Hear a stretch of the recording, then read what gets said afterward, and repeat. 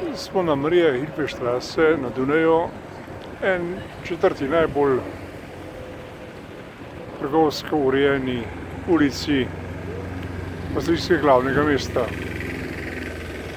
No, tu je tudi, kot vidite, tale vznak, pomeni vstop v podzemno železnico, in sicer imenuje se Zieglergasse, s številko 3 pridete praktično čez 4 postaje do Štefanovega trga. No, in ta objekt tukaj pred vami, da vidite tule, tamle gorita dve luči v dveh oknih in spodnja je ena. Ta objekt, da boste verjeli, je last Republike Slovenije, natančnosti ta objekt lasti Banka Slovenije, ki ga je dobila iz dela poravnav med bivšo Jugoslavijo in Slovenijo. In danes je ta objekt namenjen za oddajo, kateri del objekta pa je namenjen za turistične namene, ki jih uporabljajo delavci Banke Slovenije, vam žal ne moremo povedati. Tako pa vam pokažemo, da v bistvu v tem delu spodaj, v prvem in seveda spodnjem delu, sta dve trgovini, ki so jih, kot kaže, pri Banki Slovenije oddali v najem. No, tole je del ulice Maria-Hilfe-Straße, ki se v bistvu nadaljuje naprej do muzejske četrti ali pa muzej kvartira, kakor ljubše. No, in da boste videli, kje točno smo na Maria-Hilfe-Straße, in sicer na številki 107.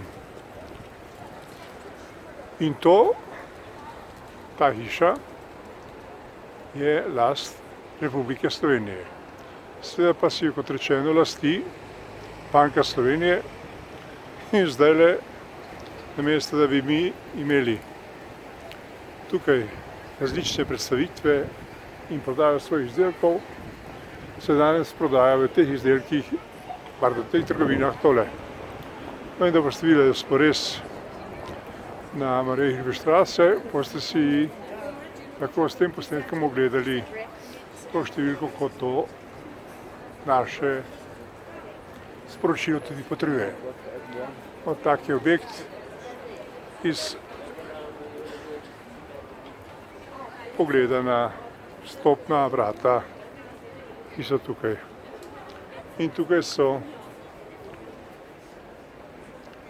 napisani tisti, ki so v bistvu najeli ta objekt, kar pa seveda je stvar posebnega dogovora z Banko Slovenije.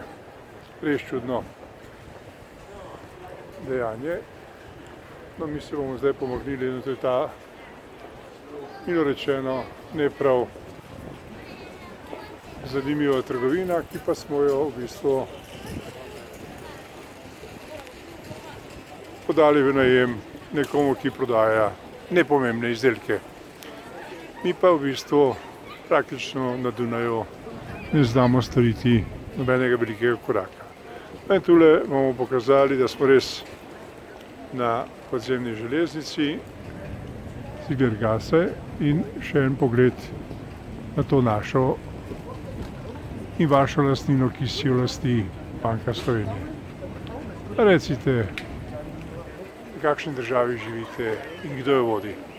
Definitivno jo vodijo ljudje brez sramu in brez znanja. Lepo se imejte in da vam želim še naprej, čeprav je v bistvu s tem posnetkom pokazano seveda večer.